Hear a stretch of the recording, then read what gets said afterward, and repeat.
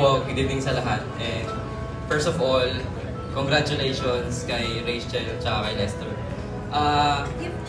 Matagal na po kaming magkasama ni Lester bago pa si Rachel. Ako talaga yung... Bigay ko na sa Marjorie. Sasaktan ako kasi pinili niya si Rachel. Joke lang.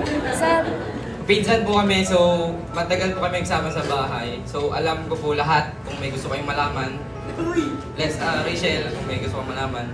May kukwento pa ako sa'yo madami.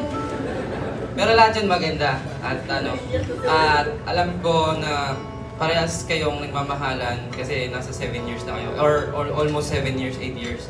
Ang payo ko lang bilang ako is isa na ring kasal.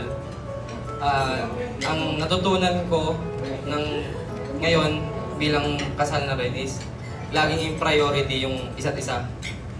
Tapos kayo yung magtutulungan hanggang dulo. Huwag kayong mag-aaway.